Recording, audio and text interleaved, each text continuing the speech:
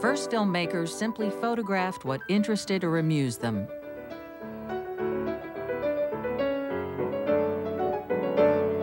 They held a shot until they got bored, or the film ran out.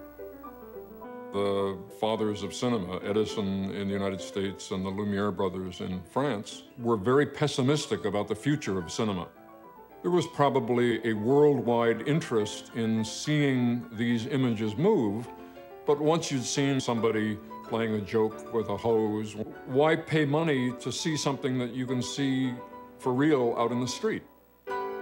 In fact, Auguste Lumiere went as far as to say that cinema was an invention without a future. But Edwin Porter, one of Thomas Edison's employees, proved him wrong. Porter discovered that cutting separate shots together could create a story.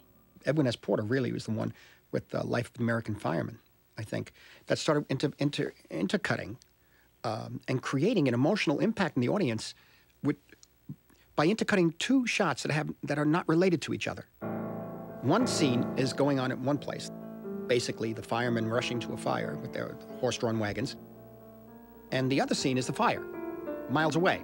And you intercut the two, and you understand psychologically and emotionally that these people's lives are in danger, and these people are coming to rescue them, and you're rooting all of a sudden for that to happen, and you're hoping they save the people.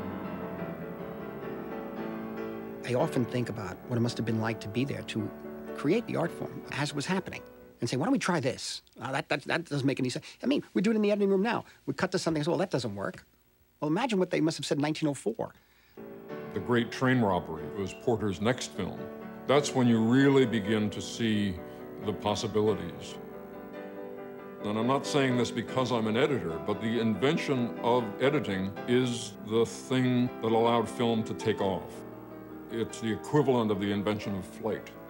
Both human-powered flight and motion picture editing were invented in the same year, and they have similar kinds of effects. The invention of editing gave birth to a new art and a new language.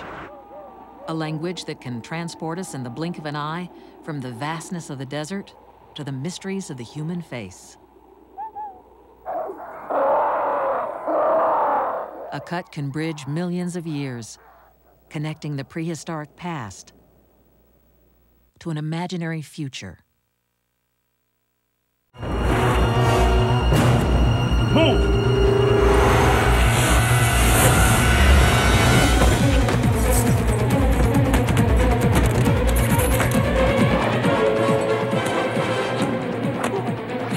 What makes a movie is the editing.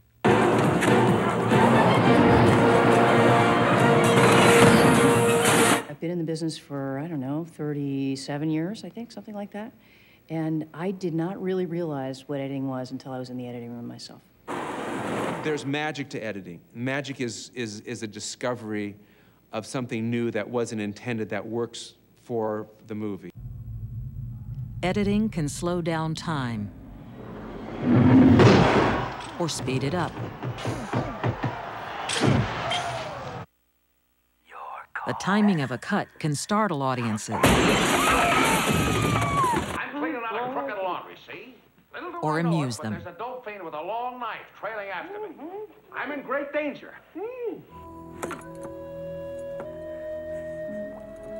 I'll never let go. I promise. The choice and length of shots shape our response to everything we see on the screen.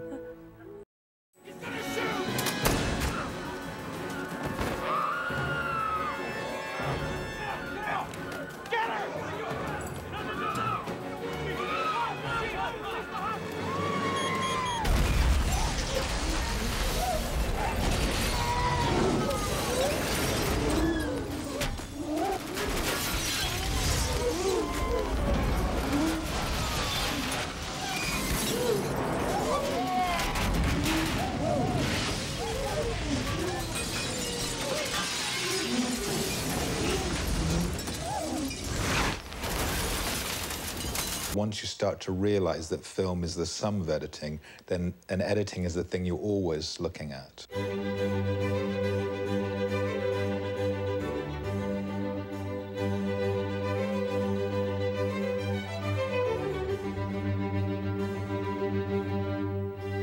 Showtime, folks.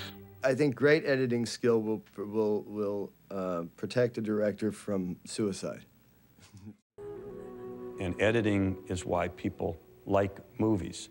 Because in the end, wouldn't we like to edit our own lives? I think we would. I think everybody would like to take out the bad parts, take out the slow parts, and look deeper into the good parts.